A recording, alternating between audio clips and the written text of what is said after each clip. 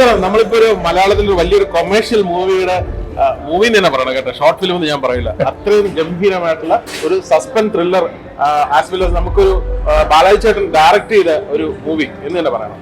Short film എന്ന് ഒരിക്കലും ഞാൻ പറയില്ല, കണ്ടിട്ട് നിങ്ങളും അങ്ങനെ തന്നെ പറയും. കാരണം ഗംഭീരമായിട്ടുള്ള ക്രാഫ്റ്റ്, ഗംഭീരമായിട്ടുള്ള സിനിമാറ്റോഗ്രാഫി, ഗംഭീരമായിട്ടുള്ള BGM, ഗംഭീരമായിട്ടുള്ള ഡയറക്ഷൻ. കൺഗ്രാറ്റ്സ്.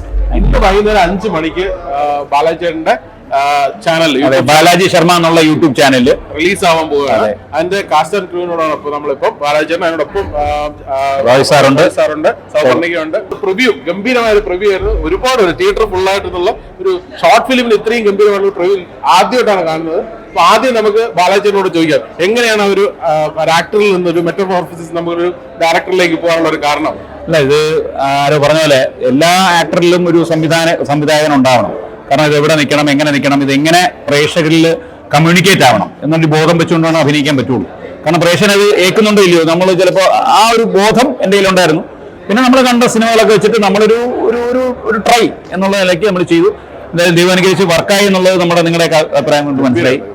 തീർച്ചയായിട്ടും അതുപോലെ നമ്മുടെ അയ്യപ്പനാണ് എഡിറ്റർ, പ്രിയൻ സാറിന്റെ ബോളിവുഡ് സിനിമ എഡിറ്റ് ചെയ്യുന്ന. അതെ, ഇപ്പൊ ഹിന്ദി പടത്തിനിടെ വന്നിരിക്കുകയാണ്. പ്രശാന്ത് കൃഷ്ണയാണ് ക്യാമറ, DA ചെയ്തിരിക്കുന്നത് ഇദ്ദേഹം പ്രദീപ്.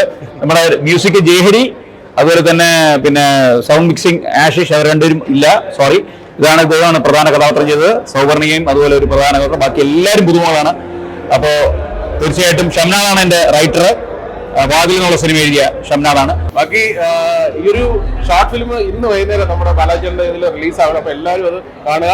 ATM, എനി ടൈം മണിയല്ല, എനി ടൈം മിസ്റ്ററി എന്നാണ്. ആ പടം ഒരു മിസ്റ്ററി തന്നെയാണ്. അതിന്റെ ലാസ്റ്റ് മൊമെന്റ് വരെ നിങ്ങൾ കണ്ടോണ്ടിരിക്കുമ്പോൾ നിങ്ങൾക്ക് തോന്നും നമ്മൾ വിചാരിക്കുന്നതൊക്കെ സംഭവിക്കുന്നു, പക്ഷെ ഒരിക്കലും അങ്ങനെ സംഭവിക്കില്ല. ഒരു വലിയ സസ്പെൻസ് ത്രില്ലർ തന്നെയാണ്. എല്ലാവരും വാച്ച് ചെയ്യണം.